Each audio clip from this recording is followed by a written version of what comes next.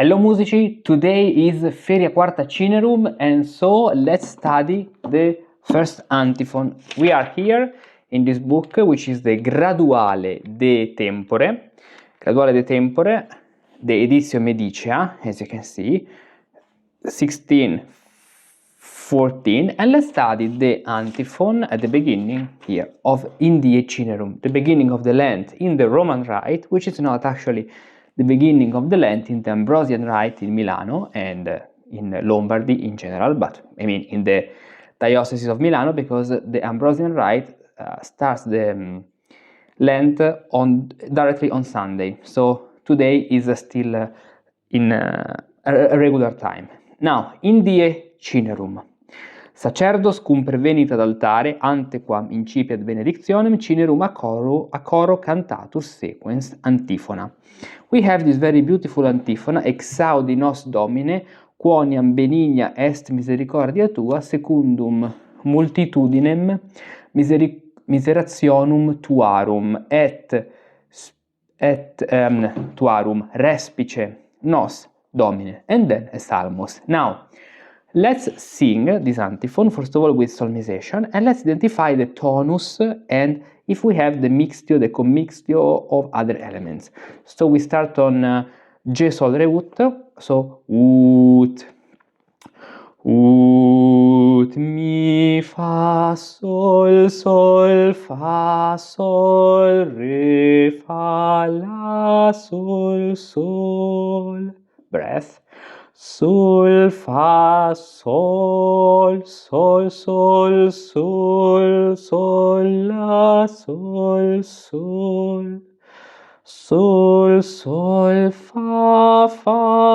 sol, fa, la, sol. Then you see that the position of these, so the fact that we have a longa here is not a case. We'll talk later with the text.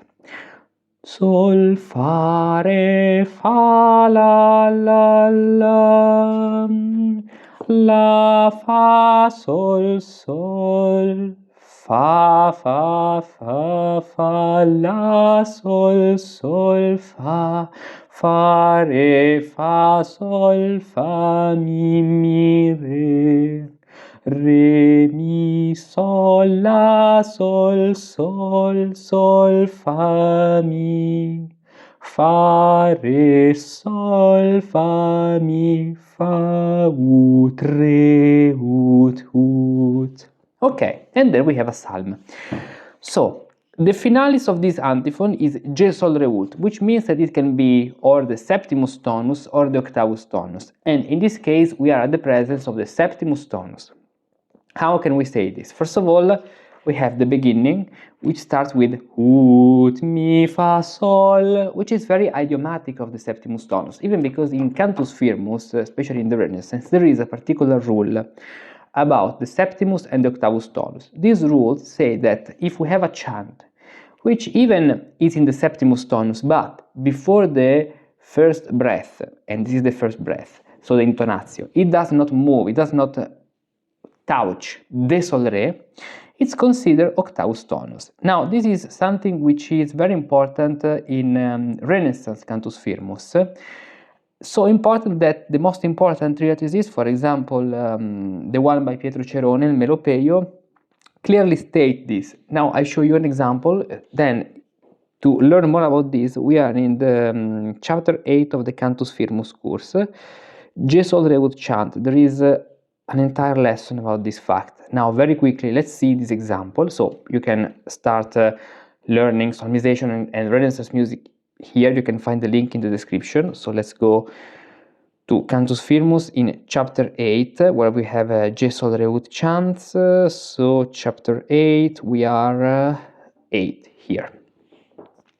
We have to go at the very beginning because it's one of the first topics.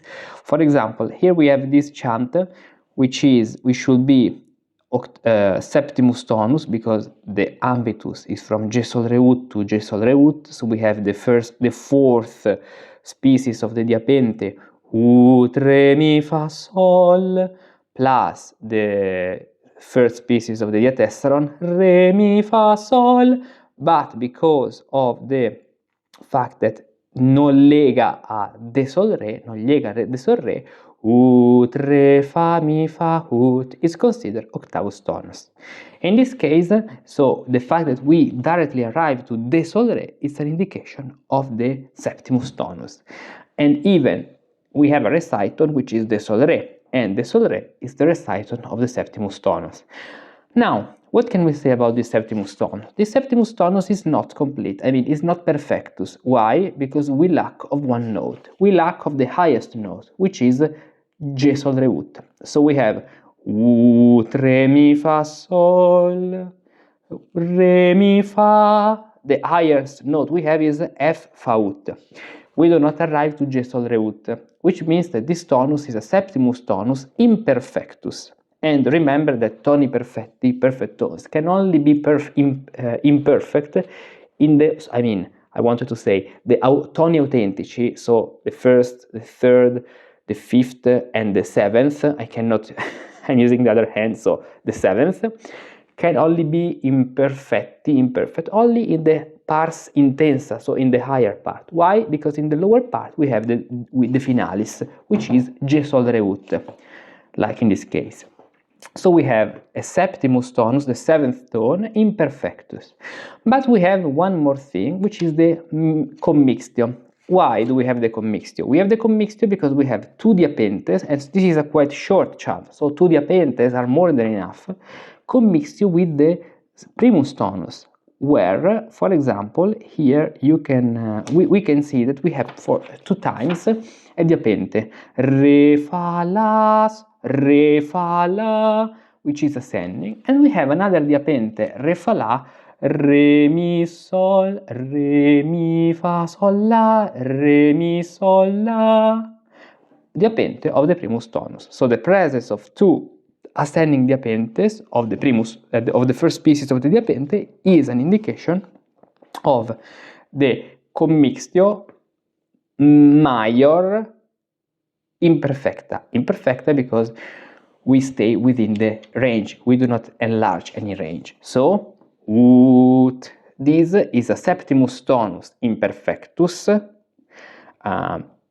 with the commixtio imperfecta major in English, with the primus tonus. Primus tonus because we have the first species of the diapente two times in this chant, ascending. If it were descending, it would be a mixture with the secundus tonus. Then these things are, I know that they are not simple, that's why there is an entire course with more than 100 lessons about Cantus Firmus, because there are a lot of things. Now, then we have the psalm of the septimus tonus. So now let's sing again the antiphon using the words, reading and singing with the words. Remember that in Cantus Firmus the first note and the penultimate note and the last note are double in the value. And this is a quite solemn day, so we'll sing with a very slow tactus. Even because here we have a tactus which is indicative, it's not the tactus of polyphony of Cantus Figuratus, but is an indicator of a continuous flow, because remember that in Cantus Firmus all the notes have the same duration. So it's not true to say that in Cantus Firmus, in Gregorian chant, in this period, in the Renaissance, we do not have a rhythm. The rhythm is the same, is flat. Firmus means planus, flat. And so let's sing. Ut Exaudi nos os Domine. Breath. Quoniam. Here, quoniam. So long, short. We have the long, short combination because of the accent, and that's why we have the longa. Quoniam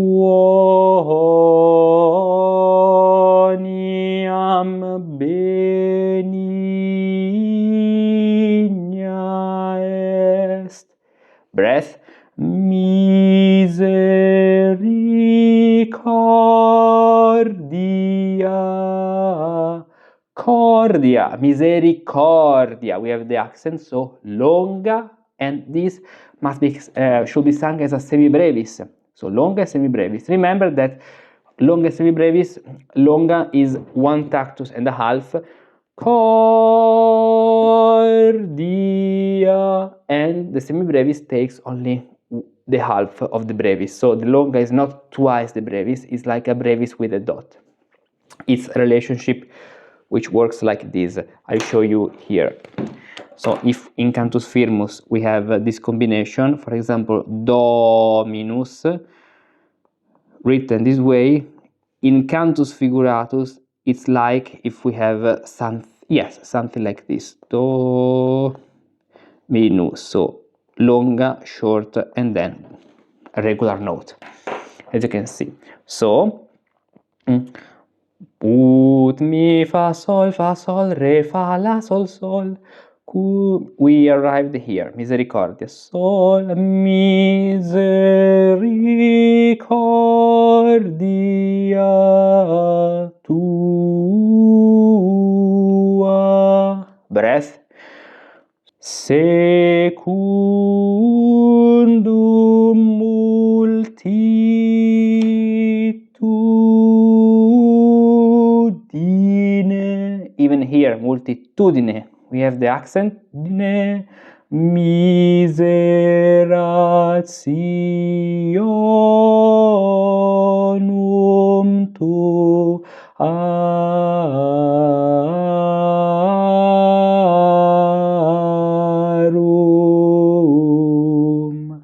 Then re, mi, sol, la, here, so la, sol, fa, mi, re, mi, fa, sol, la, re,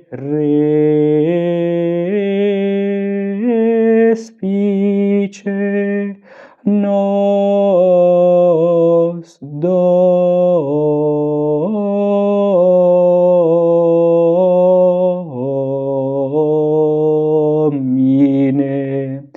Do, re, do, and here we finish with the longa Domine, short semibrevis, and regular note, but the last two notes will be longer, twice longer. In this case, since we have the word Domine, in order to do not make any accent here, we can even sing this without being twice longer. So we can do ut, re, mi, fa, do,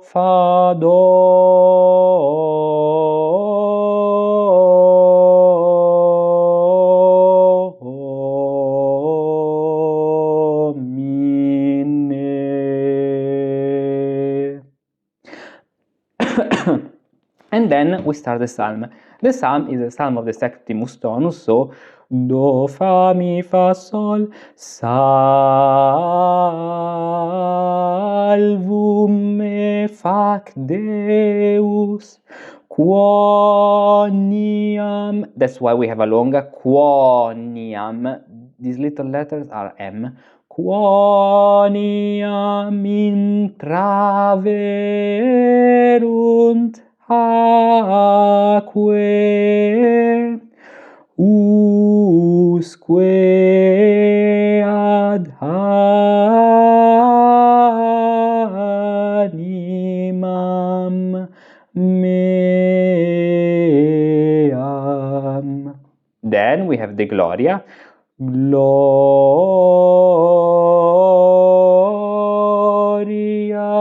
Patri et Filio et Spiritui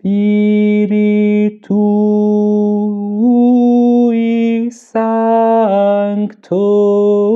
So over the Gloria we repeat the first part, so the first and the second one. We leave the last one, the last part for the last part of the Gloria. So Gloria Patris Filio et Spiritui Sancto, sicut erat in principio et nunc et semper.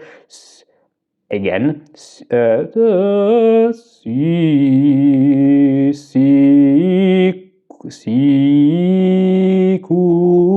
erat in principio et nunc et semper and then et in secula, et in secula seculorum. In this case, seculorum. Here we have to start on se. Seculorum. Amen.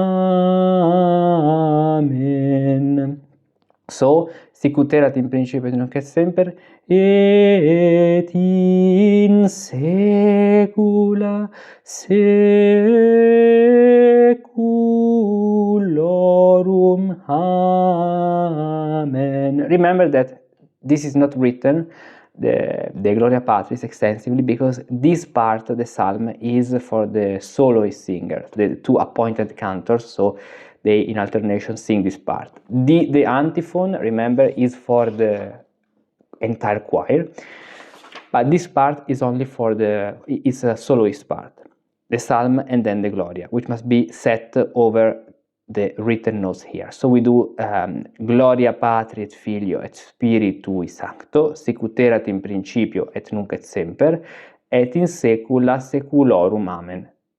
Seculorum amen starts the last melisma. Seculorum amen. Amen. You can do this way. Seculorum sounds a little strange to me. Seculorum. You can even do seculorum. Amen. This way. And then the antiphon, repetitur exaudi nos. We start again with the antiphon, the entire choir. Ut exaudi nos Domine, and going on this way. So this is a Septimus Tonus, and so that's why we have the psalm of the Septimus Tonus. Septimus Tonus Imperfectus with the Mixtio, with the Commixtio Imperfecta, major or major, major in Latin, major in English. Major or major because we have the major species, so the Commixtio happens with the diapente and not the diatessaron, with the Primus Tonus. Why Primus Tonus? Because we have the ascending species, which is the first species of the diapente. So first species can be Primus or Secundus Tonus, first or second tone, ascending Primus Tonus, so Authenticus instead of Plagalis. And here is how in the Renaissance they used to read music, especially Cantus Firmus, Gregorian Chant, very important to understand Palestrina, to understand all the composers, especially Italian and Catholic composer, even Spanish and Portuguese and French composer of the Renaissance and the Baroque, because this is a tradition which arrived up to the 18th century. This book is of the 1614, as you can see. And how to learn Cantus Firmus this way? There are a lot of ancient books about this, but they are in ancient Italian and other ancient languages. If you want to learn this in a modern way, with all the resources you need to learn Cantus Firmus and Renaissance music as you were lived in the Renaissance, you can go here. You can find, of course, the link in the description. There is an entire level, Cantus Firmus, after Solmization. And if you go here, I show you, you can find all the curriculum of what you can learn: history and liturgy, Cantus Firmus, notation, intervals and species, all the species, then perfect and imperfect tones, what we said before, subfinalis, then we have the psalm tones, a lot of lessons about the psalm tones, toni misti, mixed tones, commixtion, here where we talk about the commixtio imperfecta major, in this case with the primus tonus. Then with a lot of examples, then we have irregular tones, tritonus, affect and datos, and then we have cantus fractus, performance aspects about cantus firmus, and so 128 lessons, 500 pages like the other pages I showed you before, with examples, all commented and with a lot of exercises. Then what is the page here? And you can even post your question to, if you have some curiosity, you want to go more in depth or other things to ask. So go here, link in the description, and start learning Renaissance music and reading Renaissance music as if you had lived in the Renaissance. And let's continue with other videos. See you here in another video in the next days. This is an introitus of the first irregular tones, primus tonus irregularis. This is a melody of the sextus tonus perfectus, mixtus, imperfectus. And this is a melody of the primus tonus perfectus, commixtus imperfectus major with the seventh. In the education of the Renaissance musicus, which actually extends up to the beginning of the 19th century, after learning solmization, Cantus Firmus was a very fundamental step. Cantus Firmus is the Gregorian chant as it was practiced in that period. But with Cantus Firmus we mean much more. We mean the study of the melodies, the 8 and 9 ecclesiastical tones, Perfectus, Imperfectus, Authenticus, Plagalis, the study of toni mixti and commixti, mixed and commixed, and also toni irregulares, irregular tones. The study of the 9 and not 8 psalm tones. The study of the effect that these tones have on our mind and in the sounding universe. And many other things that you can discover downloading the free ebook that I've prepared for you, where you can discover all the things you can learn in each chapter of this step of your initiatory journey to become a musicus practicus of the Renaissance. So don't waste your time, go to this link and get your ebook.